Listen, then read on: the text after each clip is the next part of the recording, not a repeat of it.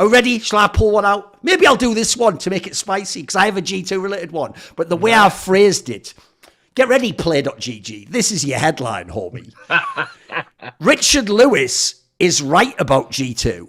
But here's the thing, specifically the team G2. Because if people don't know, because he did that epic, how's my milk today, dickhead? How's the data worked out today? Because he did that, which everyone who's an analyst loves, because we all just wish we could get like a fucking, create our own catchphrase and zing people with it and get like a sick rant off. And it was basically just like, it was so cathartic if you're an analyst. It's like, you want to just do that to every fucking idiot on Twitter and Twitch chat.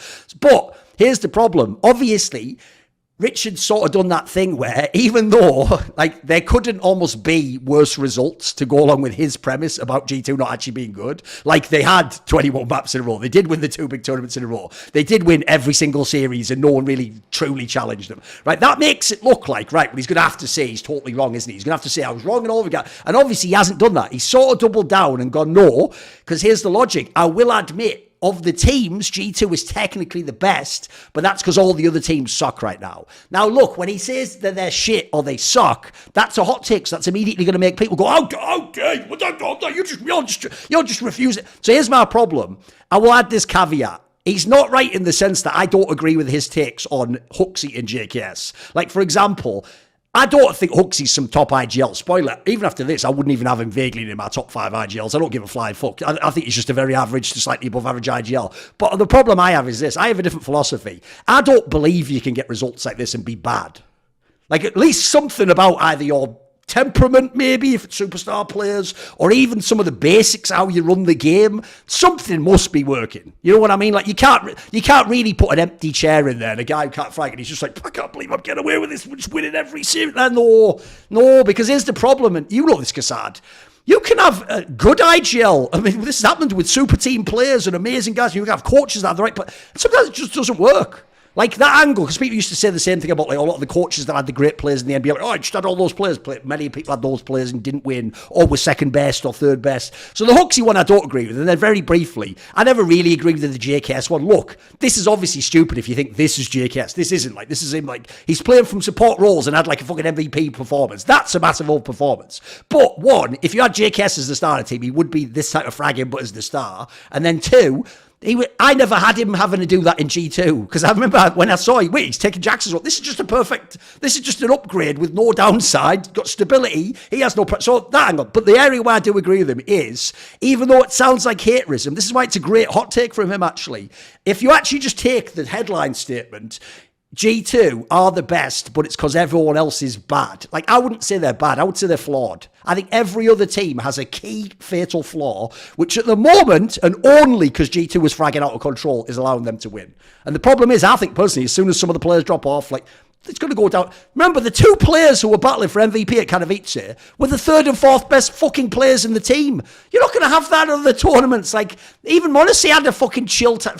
No, it's not going to happen. So what I would say is this. If you look at every other team, Heroic doesn't have quite enough firepower. They've had that problem against lots of teams, and they just fade when they come to the finals. They could beat all these teams that they played in the quarterfinals. They won't in the finals. You've just seen that. Na'Vi obviously has that nightmare where they still haven't finished the lineup. The IGL situation's a fucked up thing. FaZe just has the problem that they were only winning by 5% and now they lose by 5%. I don't even think that's that big a difference. Liquid just is one player away and they literally just take turns. Like, they pull names out of the hat, right? We're the 2 that are going to do good this game. You 3 do bad, or you 2 do bad, and Nitro just sits there. Like, every team has some factor. Outsiders still hasn't figured out like how to actually win on fucking more than 2.5 maps. You know, like, every team it goes down. Like, I've never seen it like this at the top. I know it sounds like haterism because people are just going to think you're just crafting it that way. Like, no, go and try and find any other time period in history where it was like this. Because the problem is, basically, if someone's going to say it's the other way and G2 is leading, then tell me what they've innovated. Tell me what they're doing. Because here's the mad thing. The Kato final is actually, in my opinion, the nail in the coffin that GD2 is a genius lineup. It's just a lineup of really good players that's had some really good results. And here's why I say that. Because every map of the final, they were losing and then just fragged their way back into it.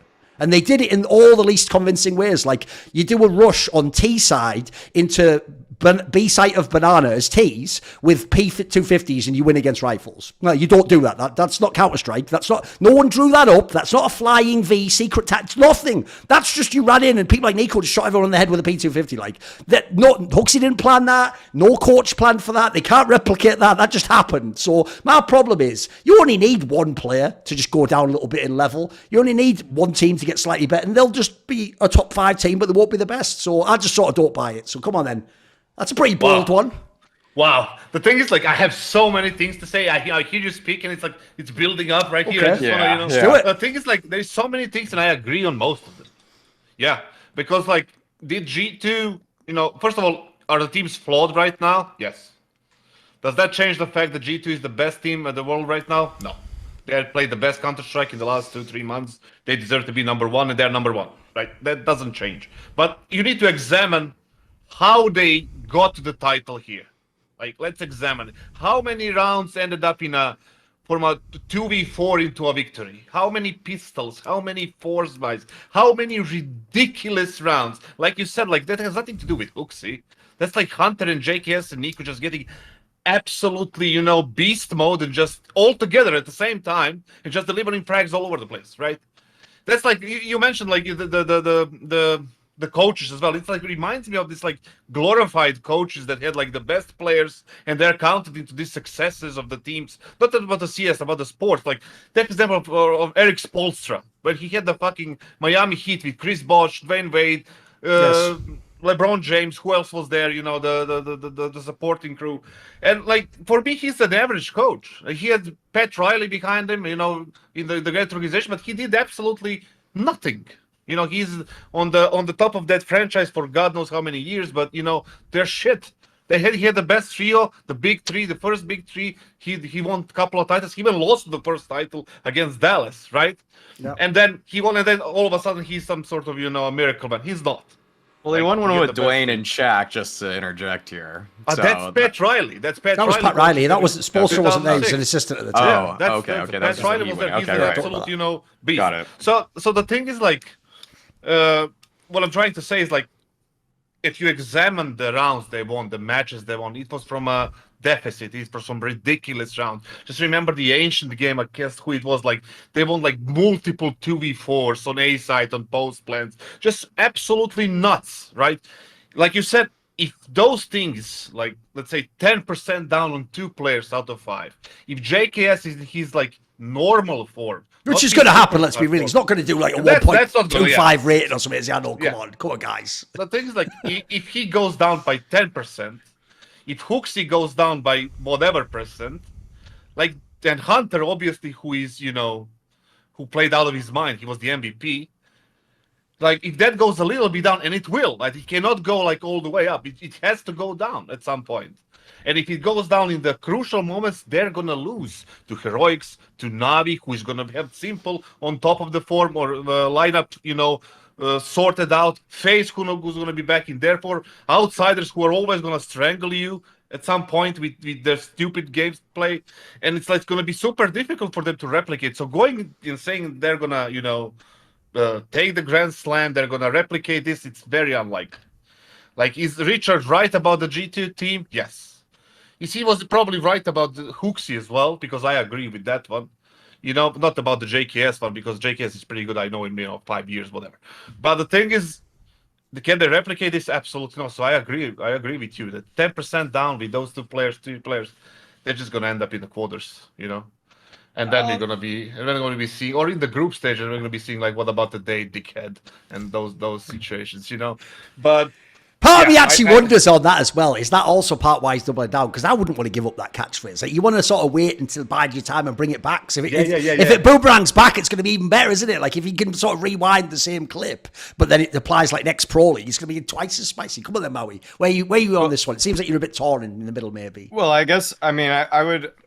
Because there's a few angles, obviously, here. Sure. There's a lot of things that you unpacked in that whole take, and I think that with where Richard's take is the classic esports double down, and probably also like why it's flawed, is saying that the level of CS is really low right now, because it's definitely not. It's definitely not that low. Like, yes, there's teams with flaws, but all of FaZe's wins last year were against flawed teams too. Like, you look at that ENCE team that they beat, or the ENCE team that they beat at Pro League. Like, that team had barely any firepower. I don't even know how they're making grand finals. You look at the Navi team that was beating, that was during a war. There's literally a war going on when FaZe is winning all these championships, so Navi have that in the back of their minds. And then you think about like FaZe beating G2 at Kato last time also, that was also clearly a flawed lineup because they didn't end up winning anything with Alexi B. So I think that like this is kind of a take that you could always say like every time there's a championship. It's almost like it's even if it is the number 1 versus number 2 team, the number 2 team is inherently flawed. That's why they're not number 1. Like it's circular logic, which is why that's always going to be a bad take by saying like the level is so low of anyone that's not a champion right now. It's like, well, no shit, that's why they aren't winning. Like that's just in itself, like you can't just say that because it doesn't mean anything in itself. I think like yes, the theory is like fine, but if you look at the Counter-Strike that is being played right now, it's not very complex at this moment. It's not very high level. Yes, the firepower is there. People can shoot. Heroic's like playing great CS. I think Heroic's playing like wonderful. So. I think they're playing a really good style right now.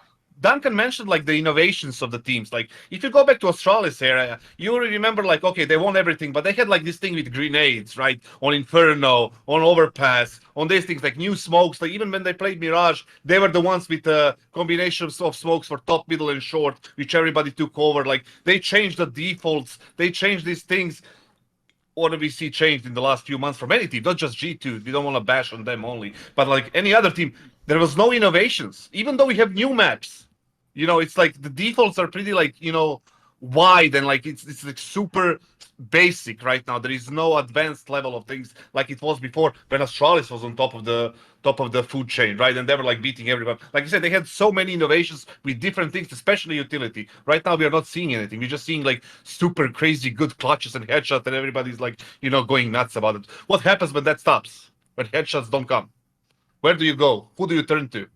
Well, right? you would turn to Nico because Nico didn't even perform that well in these grand finals. Like that's why I think G2 can actually keep giving. Also, is because they won this tournament without Nico actually performing at the level we know he can perform at. It was Hunter, it was JKS. So when those guys dip 10%, just imagine Nico goes up 10% to his normal level, and then you're just back to the same kind of firepower level. Yeah, cool. Imagine if I win the lottery 7 times in a row.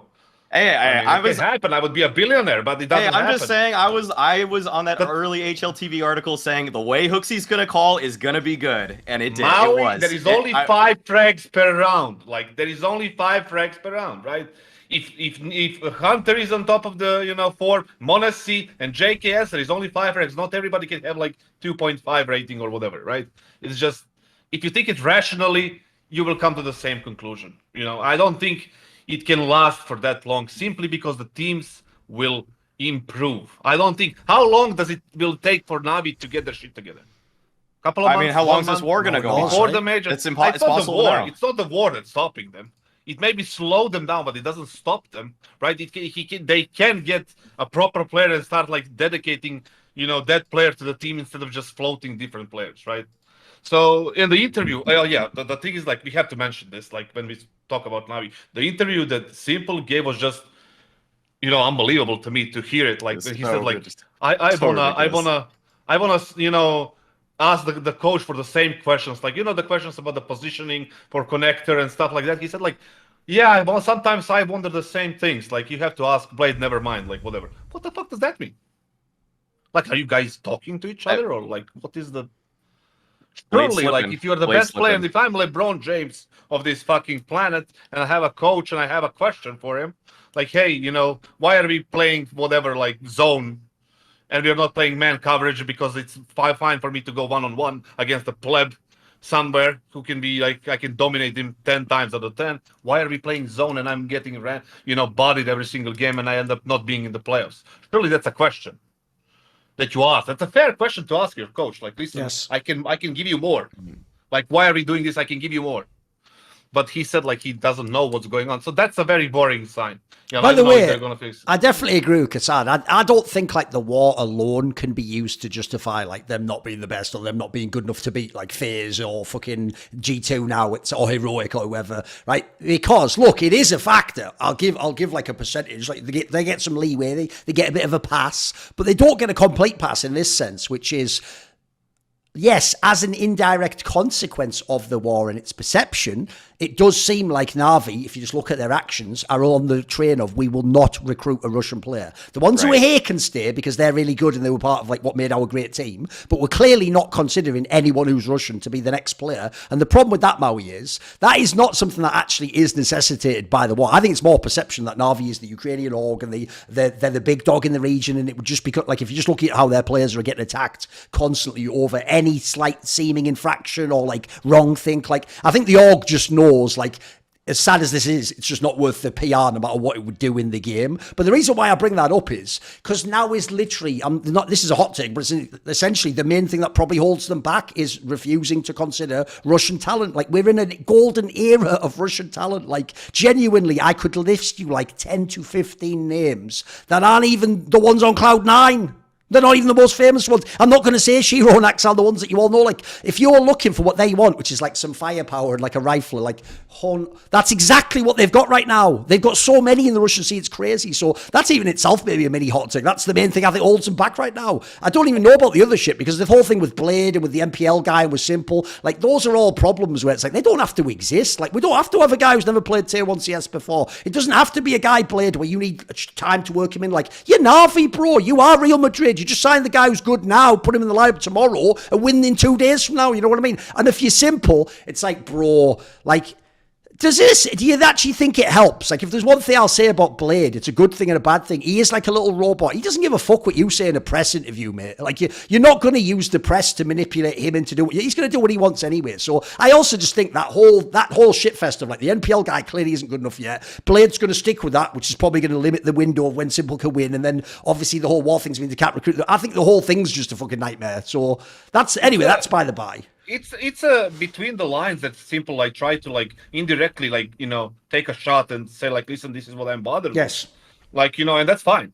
If there is no communication, just create some sort of communication and deal with the problem and, you know, play the next tournament or the one after that. Sacrifice the next one. Sacrifice Pro League, for fuck's sake, right? And then go into the next one ready. Like, doesn't fucking matter. If you lose the Pro League and you win Major, who's going to remember that you lost Pro League? Nobody fucking cares. So you have a month and a half to fix this shit. So fix it, right? And also when it comes to this, to war situation and everything, like what happens when the war ends? Like war ends on Monday and Tuesday, like, okay, signing Russian players again. Like, is that how it's going to work? Or it needs to be like 6 months or a year? Who knows, how right? does that fucking work? Yeah. Like, it's so stupid, and I think it can be resolved very easily, but, you know, it's a different kind of topic, right? See more cool, funny, interesting clips based on topics from my content? Well, subscribe to this channel then, or, you know, be a pleb and don't.